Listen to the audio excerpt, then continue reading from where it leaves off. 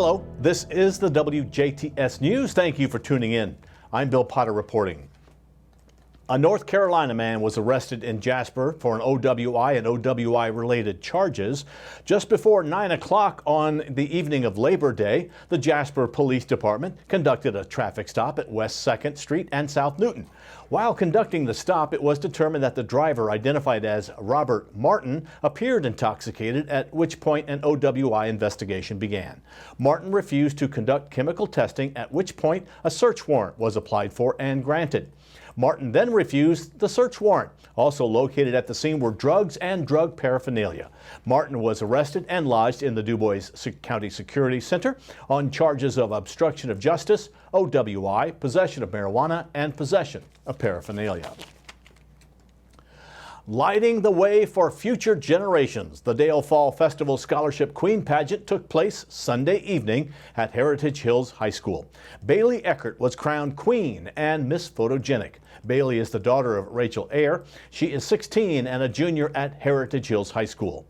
Bree Heil was named Miss Congeniality and first runner-up. Bree is the daughter of Brenda and Brandon Heil, and she's 16 and a junior at Heritage Hills High School. Emily Yates was named the second runner-up. Emily is the daughter of Seth and Angie Yates. She's 17 and a senior at Heritage Hills High School. Jaden Gogol was named third runner-up. Jaden is the daughter of Brian Gogol and Amy Schaefer. She is 16 and a junior at Heritage Hills High School. Kylie Appman is the fourth runner-up. Kylie is the daughter of Lisa and Jeff Nyanhaus. She is 19 and a sophomore at the University of Southern Indiana. The Dale Fall Festival Queen Pageant will be aired here on 18 WJTS on Thursday night, September 8th at 8 p.m. Eastern Time. That would be 7 Central Time. And on Sunday, September 11th at 1 p.m. Central Time, 2 p.m. Eastern Time. Tonight, WJTS Inform features Miss Dale Fall Fest, Bailey Eckert. WJTS Inform is coming up following sports with Kurt Guxell.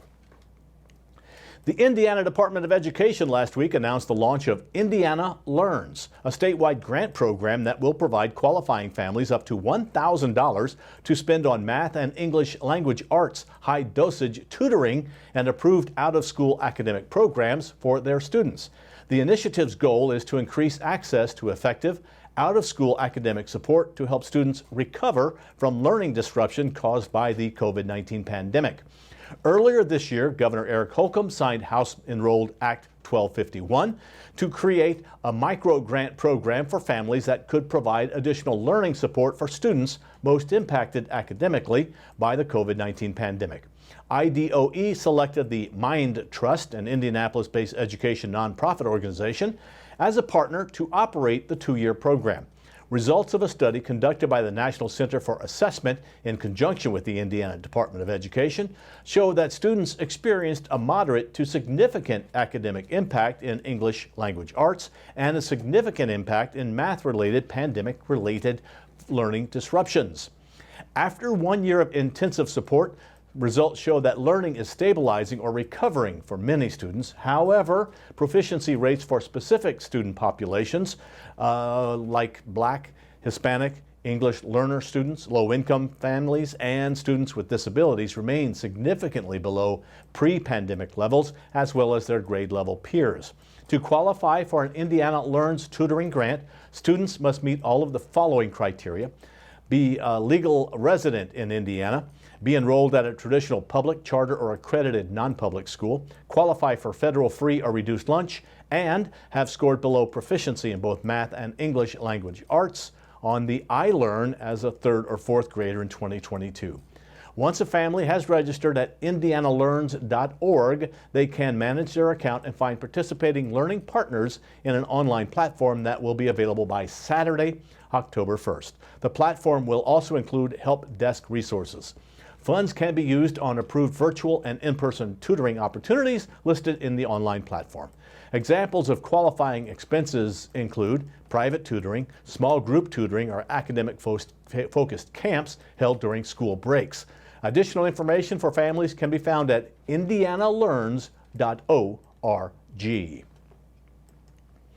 Singer, guitar player, songwriter, and recording artist Jason Wilbur will be gracing the Jim and Pat 10 performance stage when he gets into town on Friday, September 9th. Folk music from the future with themes at once timeless and timely has been one description of Wilbur's work.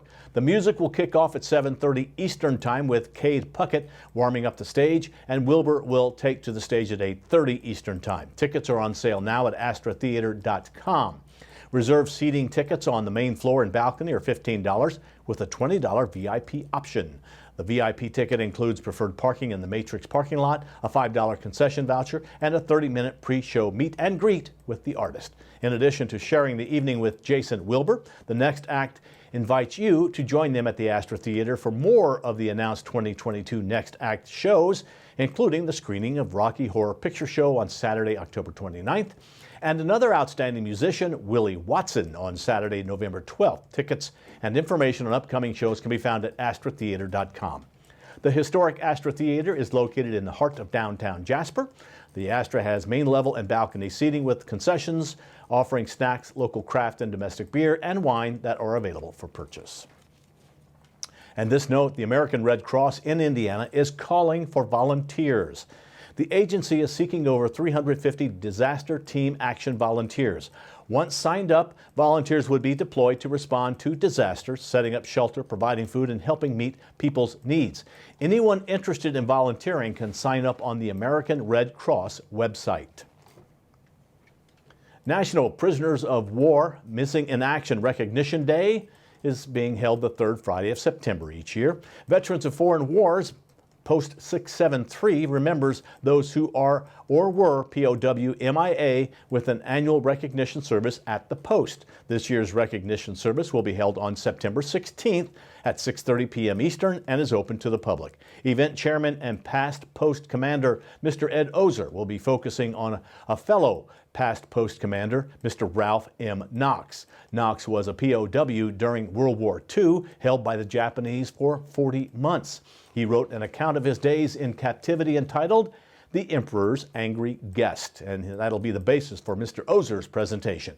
VFW Post 673 encourages all post and auxiliary members, as well as the public, to attend in remembrance of all POW MIA as a way to convey the message associated with this recognition event: never forgotten. VFW Post 673 is located at 3131 North Newton Street in Jasper. The post primarily serves areas within the greater Jasper and Northeast DuBois school systems. All combat veterans are invited and encouraged to join. Additional information regarding the post and activities can be found on their Facebook page, facebook.com/VFW Post 673. Now stay tuned. News will continue in a moment. Brian Schwank makes his visit to the DuBois County Humane Society, followed by a look at weather, and Kurt Guxell steps in with a look at sports.